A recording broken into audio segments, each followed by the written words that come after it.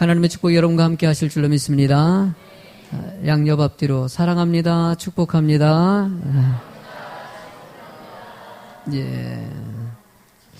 위기는 기회이다 라는 제목을 가지고 말씀을 전하도록 하겠습니다. 영국은 원래 기독교 국가입니다. 기독교 국가인데 영국에 잠시 기독교 약간 예배에 대해서 여러 가지 사역에 대해서 핍박이 있었던 기간이 잠깐 있었어요. 이런 상황 가운데 젊은 이 청년이 말씀 사역자가 돼가지고 원래는 나라의 허가를 받아가지고 설교를 해야 되는데 설교 허락을 받지 않고 나가가지고 설교를 하게 된 것이에요. 그래서 결국은 붙잡혀가지고 감옥 속에 들어갑니다. 당시에 나라의 법을 어겼다는 것 때문에 그 설교한 이유 때문에 12년형을 받습니다. 그러니까 감옥 속에서 12년 동안 있다 보니까 얼마나 힘들겠습니까? 젊은 나이에. 중요한 건 뭐냐면은 아내가 있고 자녀가 있다는 것이에요. 자녀 3씩이나 있는데 감옥 속에서 지금 가정을 돌보지 못하는 이 처참한 상황. 남아있던 아내가 자식을 키우면서 나름대로 애를 썼는데 눈이 멀고 결국은 죽음을 당합니다. 그러고 나서 아이들 3명이 이제 고아가 돼버렸어요. 감옥 안에 있었던 이 사람이 너무 가슴이 아픈 거예요. 내가 하나님 앞에서 열심히 주님 의지하면서 사는데 이 상황만큼은 정말 견디기가 힘듭니다. 우리 아이들, 어린 아이들을 도대체 어떻게 해야 됩니까? 하나님, 내가 이 감옥 속에서 할 수 있는 것이라고는 아무것도 없습니다. 내 인생 가운데 주를 위해 사는 것이 여기까지군요. 탄식하면서 자신의 인생을 모두 내려놓으려고 할 때 하늘께서 그에게 말씀하셨어요. 사랑하는 아들아, 내가 너와 함께한다. 너를 통해서 하나님의 이루고자 하는 일이 있지 않냐. 너는 글도 잘 쓰니까 그 안에서 하나님의 뜻을 이뤘으면 좋겠다. 낙심했던 그 청년이 그 위기 가운데서 하나님의 말씀 보고 다시 생각을 바꿉니다. 그 안에서 글을 쓰기 시작했는데 그렇게 해서 쓰여진 책이 바로 여러분들이 성경책 다음으로 세상에서 제일 많이 읽었고 제일 많이 팔렸다고 하는 철로역정입니다. 우리 인생 가운데서는 수도 없는 어려운 일들과 위기를 만납니다. 그런 위기를 만날 때마다 하나님께서는 그 위기 뒤에 담겨져 있는 기회를 생각하면서 주님을 바라보는 자가 되길 원하시는 것이죠. 요셉은 가족에게 버림을 당하고 노예를 끌려가고 오해받아가지고 감옥 속에 들어가는 절대절명의 위기 가운데서도 하나님께서 그 계획한 일들을 믿고 확신했을 때 그 어마어마한 위기가 기회가 돼서 이스라엘 애굽의 총리가 되는 은혜를 입지 않습니까?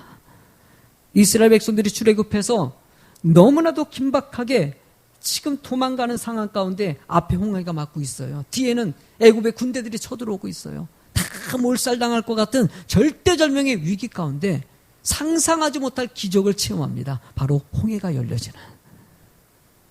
성경은 여러 부분에서 우리가 위기라고 생각할 때 하나님의 놀라운 능력과 은혜를 체험한다는 것을 알길 원하시고 그 위기를 잘 대처하는 자가 되기를 원하신다는 것이에요. 성경은 다양한 방법으로 여러분들이 오늘도 가르쳐 주시는 것이에요. 어쩌면 본문의 말씀을 통해 가지고 여러분들이 위기 이야기하면은 아니 목사님 지금 내가 걱정인 근심이 뭐가 있어가지고 위기가 있습니까? 지금 돈 걱정도 그렇고 건강도 그렇고 집안도 그렇고 걱정 근심 하나도 없는데요 라고 얘기할 수 있어요. 여러분 착각하지 마십시오. 제가 들어온 세상에는요 늘 위기는 오게 돼 있어요.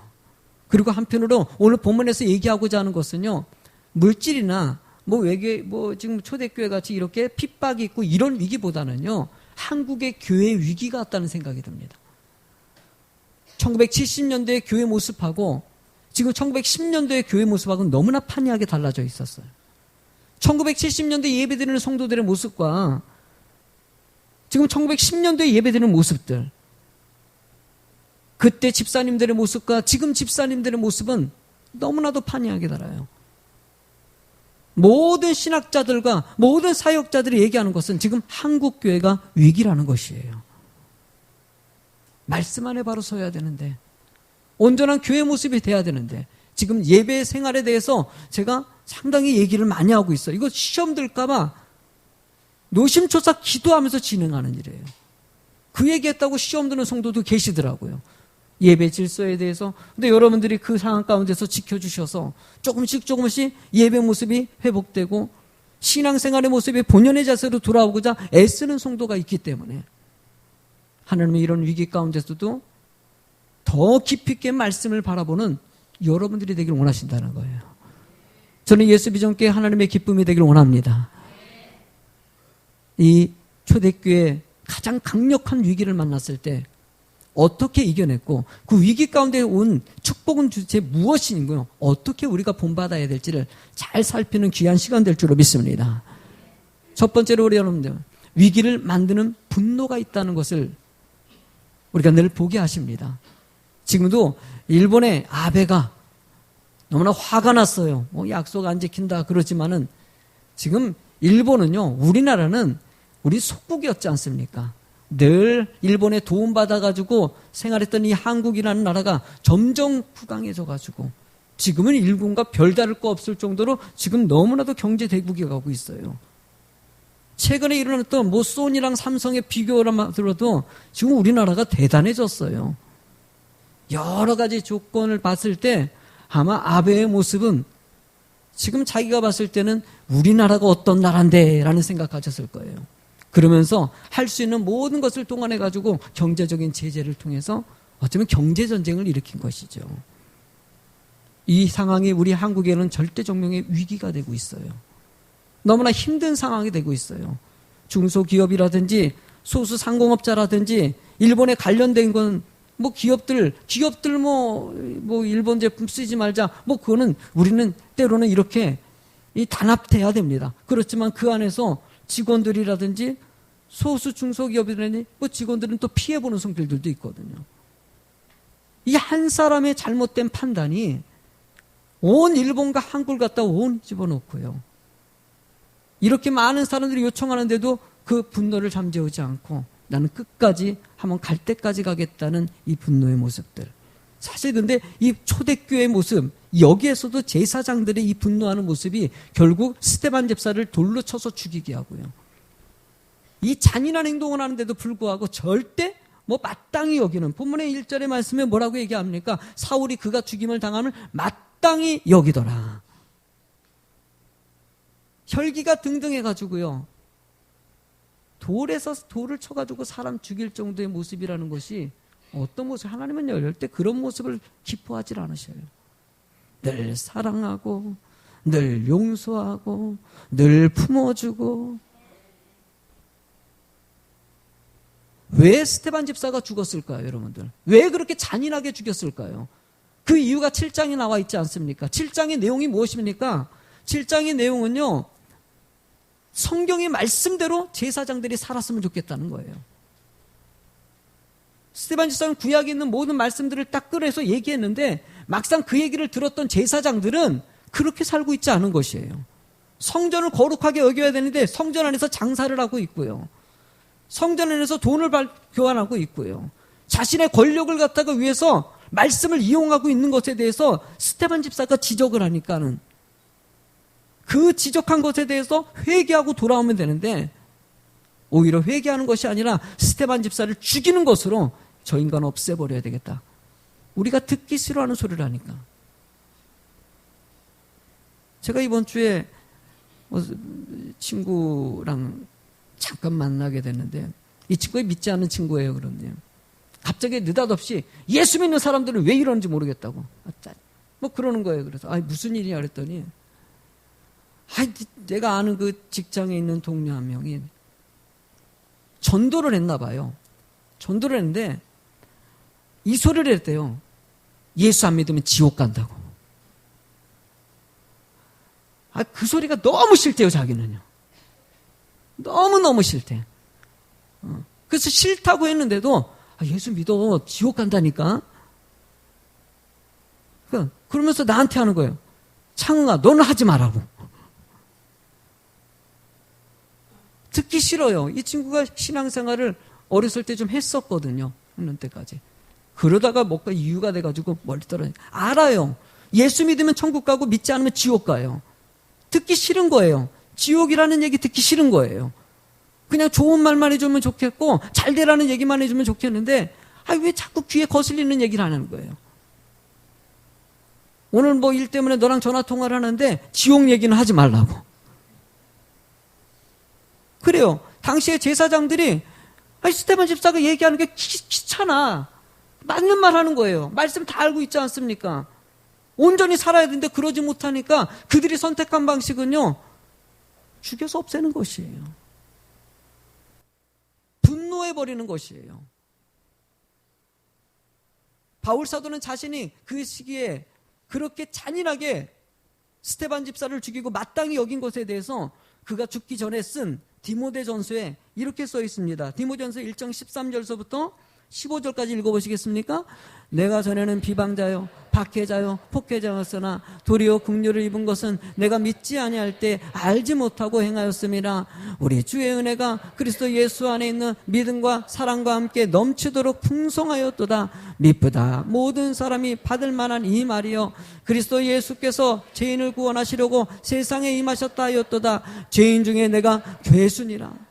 바울 사도는 그 오래전에 자신이 스데반 집사 죽였던 그 상황이 너무나도 악했고 괴수 같았고 어떻게 내가 이렇게 폭행자였었는지, 예수 그리스도를 믿고 은혜를 체험하고 나서 사랑이 풍성해졌다라고 얘기하지 않습니까?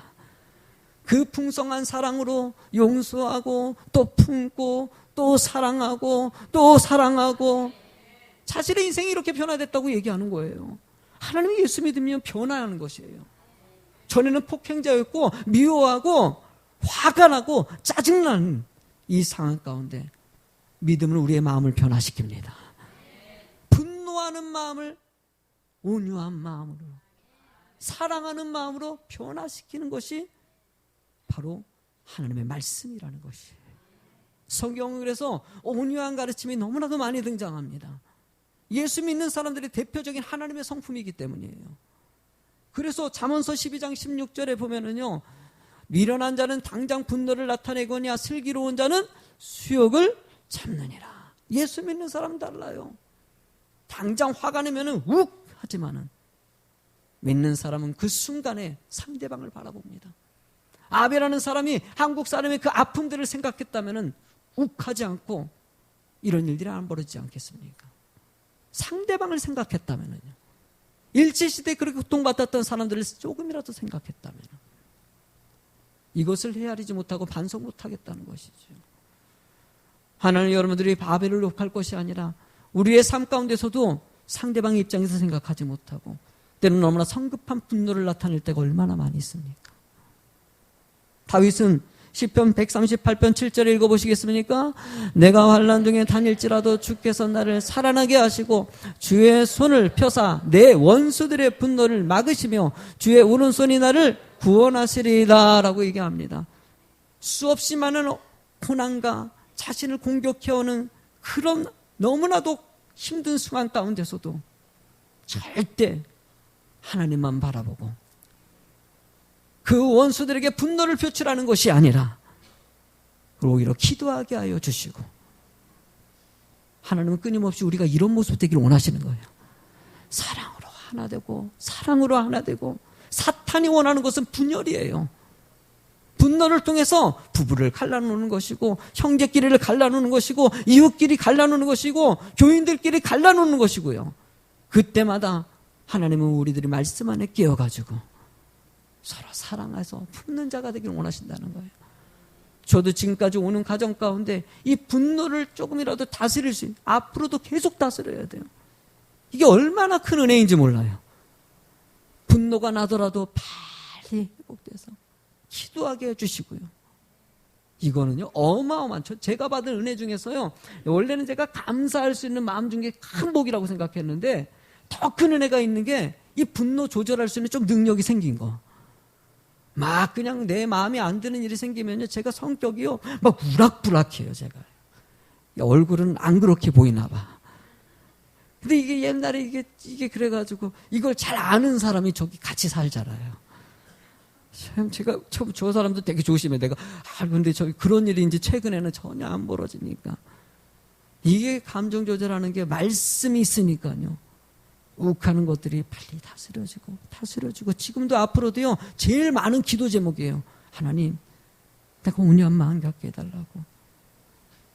어떤 분노하는 순간이 오더라도 그래도 사랑하는 마음을 갖게 해달라고. 여러분들 마태복음 5장 5절 말씀을 읽어보실래요? 온유한 자는 복이 있나니 그들이 땅을 기어 하나님의 복을 받을 줄로 믿습니다. 왜 온유해야 되냐? 하나님이 가장 기뻐하는 축복의 땅을, 여러분들 여기서 그들의 땅이 뭡니까? 이 땅의 축복이냐? 하나님의 영원한 나라의 축복입니다. 하늘의 큰 상을 받는 땅이에요. 왜? 온유한 사람들에게 주어진 축복이기 때문에. 늘 사단이 기뻐하는 분노가 아니라 하나님이 기뻐하는 온유함으로 열매 맺는 여러분이 될지어다. 두 번째로 여러분, 위기는요, 또 다른 만남의 축복을 주신다는 것이에요. 자, 여기 스데반 집사가 죽임당하고 이 사울이라는 사람이 마땅히 여길 정도로 많이 혈기가 등등해졌어요. 스데반 집사 예수 믿는 사람들이 돌에 맞아 죽이니까 그 주변에 예수 믿는 사람들이 다가설 수 있어요, 없어요? 없어요, 여러분들. 그러면 도대체 스데반 집사는 누가 장사를 치르냐는 것이에요. 사도들이 치른 것도 아니고. 여기에 등장하는 여러분들, 이 2절의 앞부분에 보니까 이렇게 써 있습니다. 경건한 사람들이 스데반을 장사하고 위하여 크게. 아니, 여기서 등장하는 경건한 사람들은 도대체 누구일까? 헬라어 원어 보면요, 경건한 것은요, 율라베이스라고 얘기합니다. 지금 복음에 관심을 가진 사람들, 은혜 받은 사람들. 우리가 경건은 좀 나눠집니다. 여기는 이 당시에는 경건한 사람이 존재하지 않을 때거든요. 그러다 보니까 이 말 뜻은요, 그러니까 예수님의 하는 모든 예수 믿는 사람들의 모습을 보니까는 유대주의자로서 이게 긴가민가 하면서도 뭔가 은혜를 체험한 사람들. 당시에도 스데반 집사의 말을 듣다 보니까는 어떤 사람은 돌에 쳐서 죽이려는 사람이 있는 반면에 한쪽에서는 그의 말씀 듣고 깨닫고 맞는 말이다. 스데반 집사가 한마디도 성경 말씀에 틀린 게 하나도 없지 않냐. 이렇게 하면서 깨달았던 사람들이라고 볼 수 있다는 것이에요. 이 경건하다는 사람들이 또 어디에 등장하냐면요, 사도행전 2장 5절 말씀에 등장하는데, 그때 경건한 유대인들이 천하 각국으로부터 와서 예루살렘에 머물렀다. 이 말씀이 어디서 시작됩니까? 예수님께서는 오직 성령이 너에게 임하시면 너희가 권능을 받고 예루살렘과 온 유대와 사마리아 땅까지 증인되리라. 이러면서 성령의 임재를 간절히 말씀하시지 않았습니까? 그러고 나서 제자들과 예수님의 형제들과 많은 여자들이 모여가지고 마가다락방에서 120명이 기도했더니만 성령의 임재가 임했어요. 방언이 터져가지고 나라가 다른데도 언어가 소통이 됩니다. 기가 막힌 놀라운 역사가 일어납니다. 그 얘기를 들었을 때 그때 경건한 유대주의자들이 있었다는 것이에요. 구약의 말씀을 잘 알고 그렇게 깨달았던 사람들이 2장 12절의 말씀을 보니까 다 놀라 당황하여 서로 이르되 어찌 된 일이냐. 너무나 놀랬고 은혜를 받았다는 것을 얘기해요. 그러고 나서 베드로 사도가 말씀을 전했더니만 유대주의자들, 믿지 않는 사람들 3,000명이 회개하는 역사가. 근데 이렇게 경건한 사람이 있었던 반면에 13절에 보니까 또 어떤 이들은 조롱하여 이르되 그들이 세술에 취하였다. 이렇게 피굽고 조롱하는 성들도 늘 있다는 것이에요. 하나님은요, 지금도요, 하나님의 믿기를 원하는 백성들이 늘 있고요, 은혜 받기를 사모하는 사람들이 늘 있다는 것이에요. 그래서 전도를 할 때요, 나가면 있고 안 나가면 없다는 말이요, 만나면은요 늘 은혜 받을 사람들이 있어요. 사모하고 주님 은혜 가운데 살아야 되는데, 여러분들 여호수아가 가나안 땅에 들어가기 전에 정탐꾼을 보냅니다. 정탐꾼을 보내가지고 이제는 이 가나안 땅 정복 작전이 들어가지 않습니까? 들어가는 상황 가운데 이 정탐꾼이 들통이 나버렸어요. 붙잡힐 위기에 처했을 때 그때 등장하는 인물이 있습니다. 그 위기 가운데 라합이라는 위대한 여인이 등장합니다. 이 여인은 기생입니다. 이방 여자이면서 기생인데 여러분 여호수아서 2장 8절에 보니까 또 그들이 눕기 전에 라합이 지붕에 올라가서 그들에게 이르러 9절에 말씀하니까 말하되 여호와께서 이 땅을 너에게 주신 줄을 내가 아노라. 우리가 너희를 심히 두려워하고 이 땅 주민들이 다 너희 앞에 간담이 농란이라고 얘기합니다. 가나안 땅에 살던 그 기생이었던 여자가 하나님의 놀라운 광야에 있었던 얘기를 듣고 은혜를 받아가지고 이 정탐꾼 2명을 갖다가 감춰주며 가지고 걸리면 목숨의 위협을 받는데도 불구하고 감춰주고 결국은 정탐꾼을 갖다가 탈출할 수 있도록 도와주고 나중에 여호수아가 정복작전할 때 라합을 살려서 그 여인이 여러분들 마태복음 1장에 보면요 라합이 예수님의 족복 가운데 들어가는 할렐루야. 라합이 결혼해가지고 보아스를 낳지 않습니까?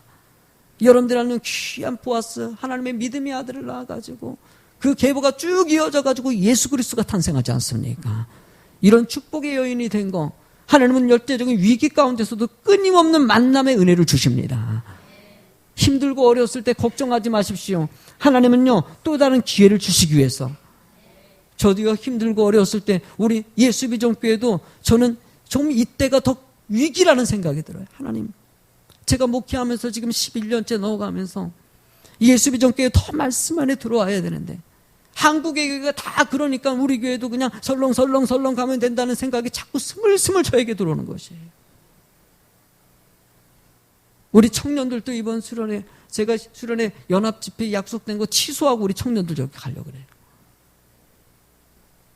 가서 우리 청년들도 이 세대의 청년들이 바로 서야 되는데 이 세대의 남전도회가 바로 서야 되는데 여전도회가 바로 서야 되는데 우리 지금 위기예요.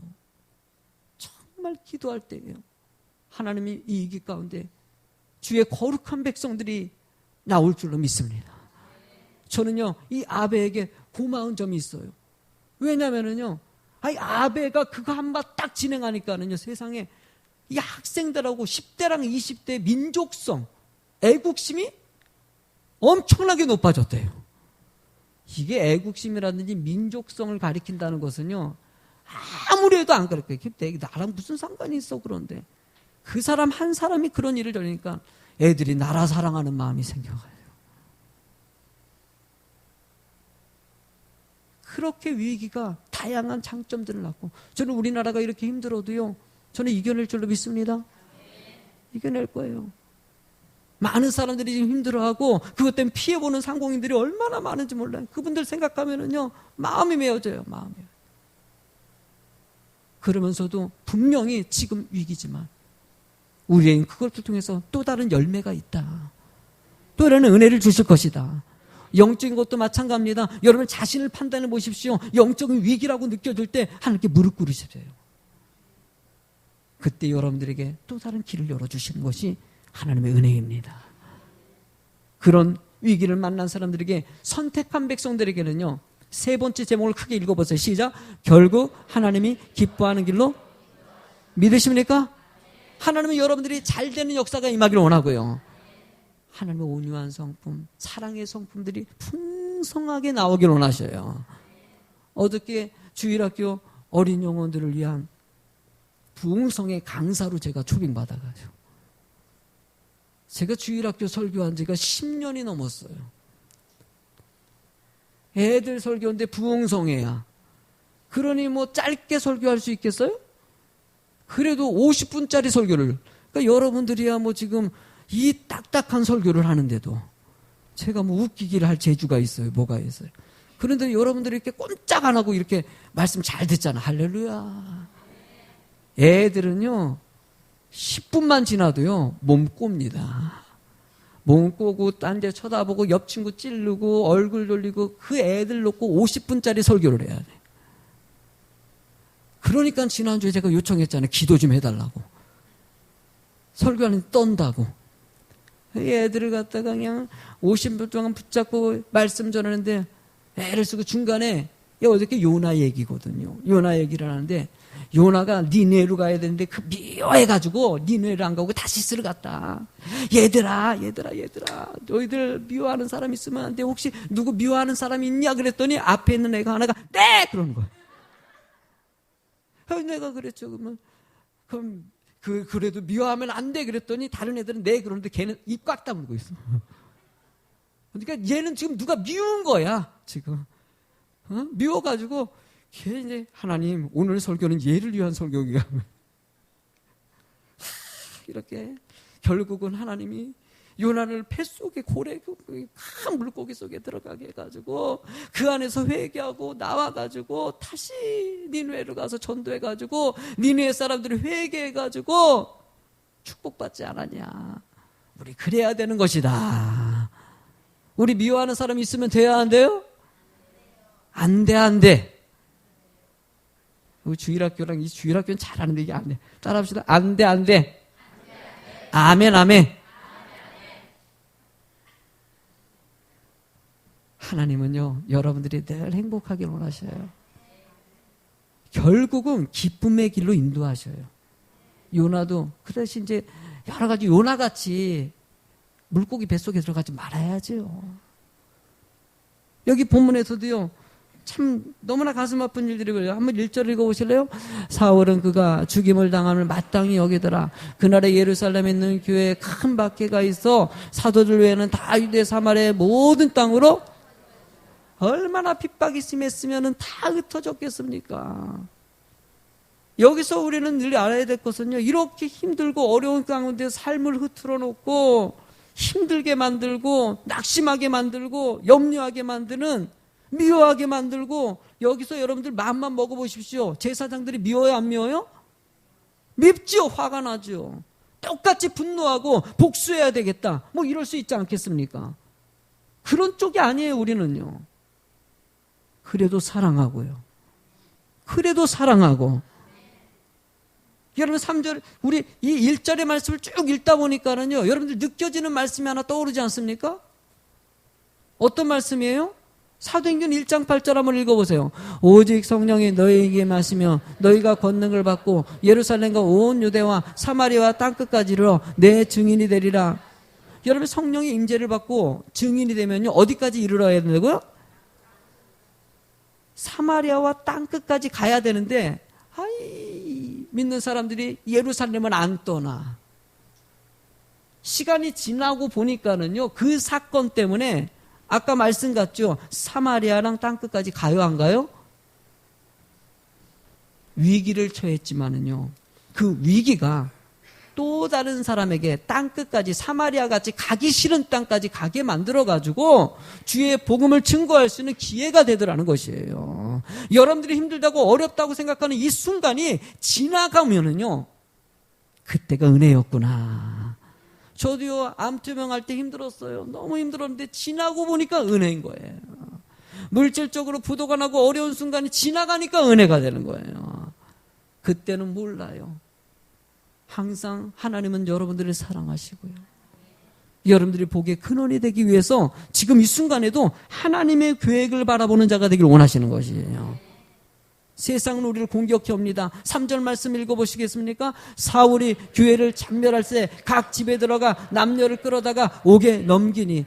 여러분들 여기서 등장하는 참멸한다는 것은요, 엘피마 이네토라고 얘기하는데요, 이 말은요, 모욕을 주다, 파괴하다, 멧돼지가 포도를 짓밟고 황폐하게 시키는 70인 역의 설명이 들어가 있어요. 이게 왜 이런 의미냐? 완전히 말살시킨다는 것이죠.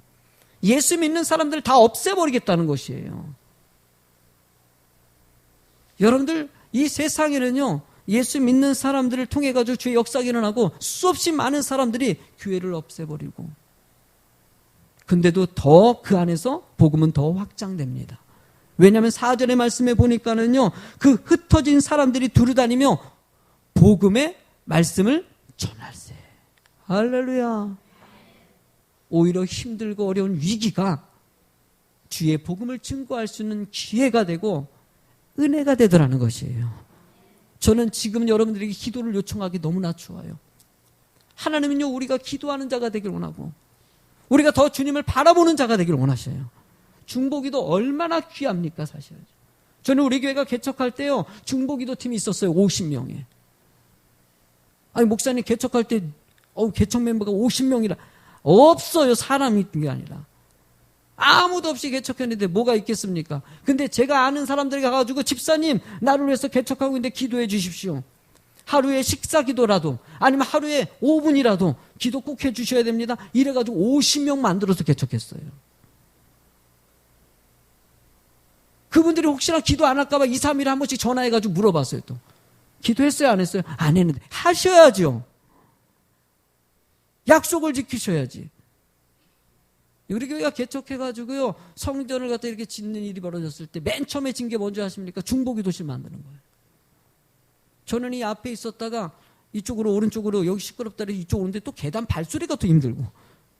어쨌든 그래도 저는 중보기도실을 만드는 이유는요, 하나님은요, 서로 기도하고 깨닫기를 원하고요, 주의 뜻이 여러분들의 삶 가운데 이루어지기를 원하시기 때문에. 지나고 나면은요, 하나님이 기도하는 손길에, 늘 하나님을 바라보는 손길에 주의 축복을 주십니다. 욥이라는 인물은요, 자신의 재산을 다 뺏어갔어요. 그리고 자식들이 다 죽습니다. 거기다 너무나 사랑했던 아내마저도 모욕하고 떠나갑니다.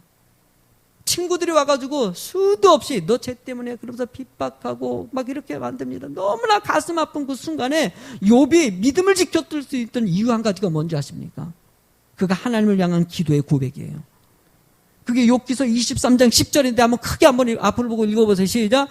그러나 내가 가는 길을 그가 아시나니 그가 나를 단련하신 후에는 내가 순금같이 되어. 걱정하지 마십시오. 힘든 거 주님 아십니다. 내가 가는 길을 그가 아셔요. 너무나 외롭고 너무나 힘들고 아무에게도 말을 못하는. 최근에도 북한에 온 여자가 집에서 죽었는데 뒤늦게 발견됐어요. 나는 왜 이 땅이 이래야 되나? 왜 한국의 땅이 이래야 되나? 그 여인을 아무도 그렇게 보살피지 못하고 한마디라도 해주고 옆집이라도 관심을 가졌으면 좋았을 텐데. 이 메말라가는 세상에 위기를 만난 사람들, 위기를 만난 가정들에게 하나님은 교회가 희망이 되길 원하십니다. 여러분들이 그 주인공이 돼서 마음을 나누고 사랑을 나누는 여러분이 되길 간절히 소망합니다. 찬양하게 드리겠습니다.